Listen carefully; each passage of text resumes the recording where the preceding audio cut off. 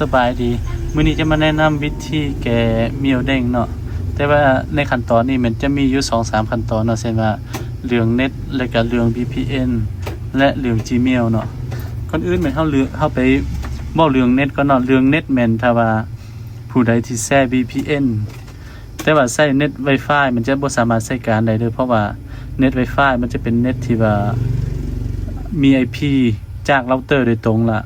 ดังนั้นเราจึงแนะนำให้ใช้เน็ตซิมที่ว่าเฮาใช้ซิมเซเปอร์เน็ตเนาะแล้วจึงเปิด VPN มันจึงจะสามารถเปลี่ยน IP ของเฮาไปเป็น IP global หั่นเนาะส่วนเรื่องที่2เรื่อง VPN เนาะเรื่อง VPN แม่นเฮาสามารถเปิดเข้าไปแล้วเฮาสามารถแชร์เช่นว่าเปิดจากหน่วยนี้แชร์ให้หน่วยนี้จับแล้วหน่วยนี้สามารถไปตั้ง Gmail ได้ปกติเนาะจะบ่เกี่ยวมันจะบ่เกี่ยวว่าเปิด VPN แต่หน่วยเดียวแล้วหน่วยเดียวนี่สามารถใช้ได้เนาะมันสามารถแชร์แล้วหน่วยนี้จับหน่วยนี้สามารถไป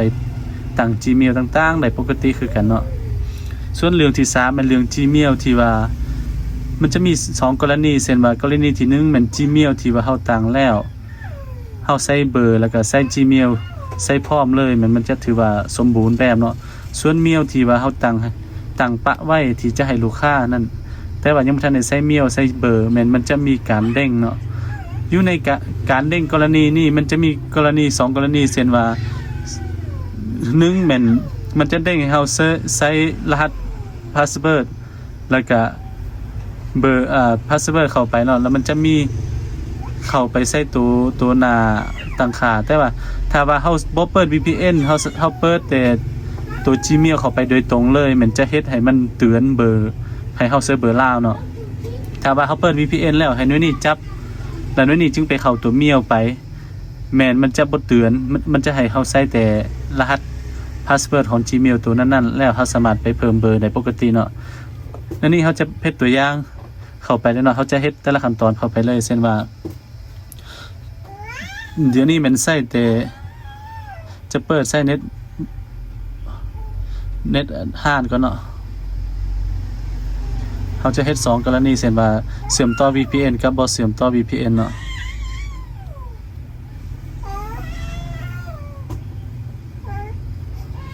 ตัวนี้มันเน็ตห้านเนี่ยตัวนี้มันจะบ่ได้ใช้ VPN สมมุติเฮาเข้าไป Gmail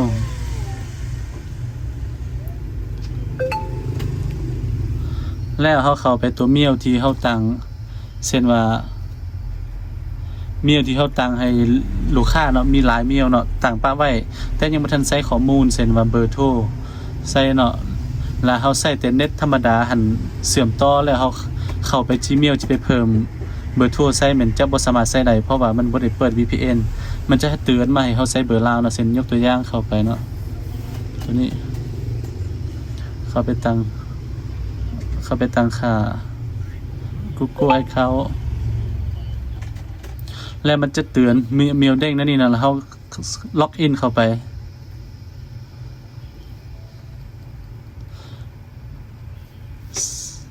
ใส่เบอร์ใส่รหัสเนาะตัวนี้มันยืนยันว่าบ่แม่นโรบอทเนาะ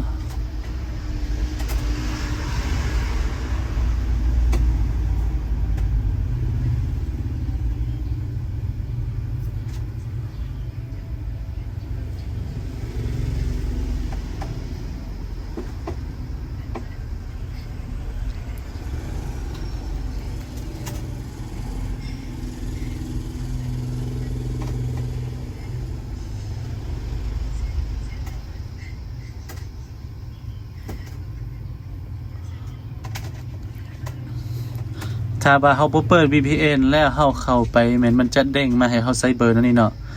แต่อยู่ในขั้นตอนนี้เฮาจะสามารถเพิ่มเบอร์ได้ก็สามารถเพิ่มเบอร์ได้แต่เบอร์นั้นต้องเป็นเบอร์ที่ว่ายังบ่ทันใช้เข้าใน Gmail เนาะถ้าว่าเฮาจะเสื่อมแล้วจะใช้ตัว Gmail ตัวเก่านี่เฮ็ดให้มันบ่ติดเบอร์นั่นนี่มันจะบ่ได้แล้วเนาะเพราะว่าตัวนี้มัน detect เจอเป็นเบอร์เป็นuser ที่ว่าเขาเปิดอยู่ล่างแล้วมันจะบ่สามารถเฮ็ดได้เนาะมาใช้กรณีที่2เลยเนาะเช่นว่าครับกรณีที่2แม่นให้เฮาเปิด VPN ตัวนี้เลยเข้าไป VPN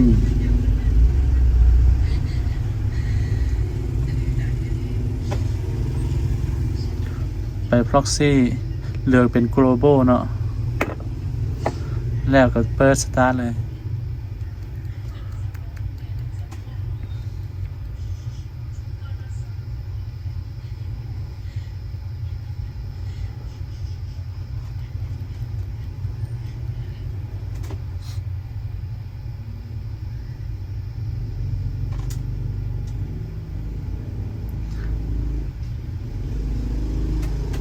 โอเคหลังจากที่เขาเปิด VPN แล้วเห็นเนื้อนี่มันจับไวไฟเลยเนาะ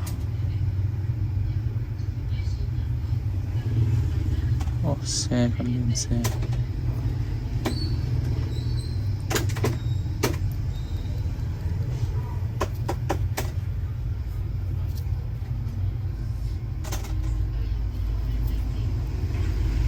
โอเคมันจะออกมาแล้วเนาะเขาเสียบต่อเข้าไปเลย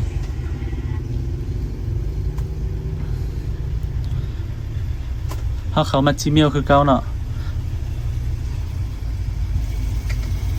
ส่วนตัว Gmail ที่บางทีเข้าไปเป็น Gmail ที่ว่ามัน detect เทื่อนึงแล้วเนาะมันจะบ่ได้แล้วเนาะ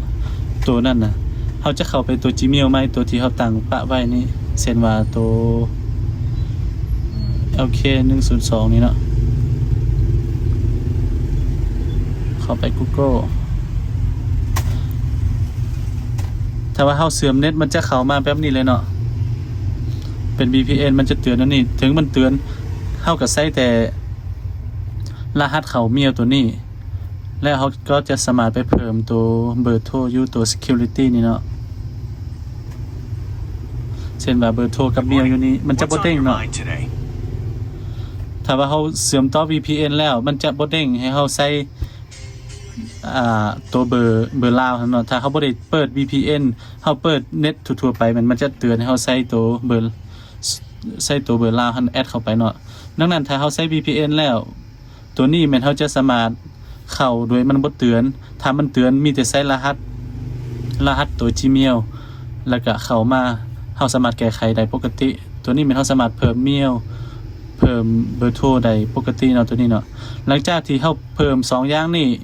เข้าไปแล้วถือว่าเมียวนี่มันสมบูรณ์สามารถใช้การได้ปกติเลยเนาะแต่ในกรณีที่ว่ายังบ่ทันได้เพิ่มมันทุกครั้งที่ว่าเฮาจะไปเพิ่มGmail ตัวนี้ใส่หน่วยอื่นมันเฮาต้องได้เอาข้อมูลใส่ให้ครบถ้วนเช่นว่าเบอร์โทรกับเมียวนี่ยืนยันให้ครบถ้วนแล้วจึงไปใส่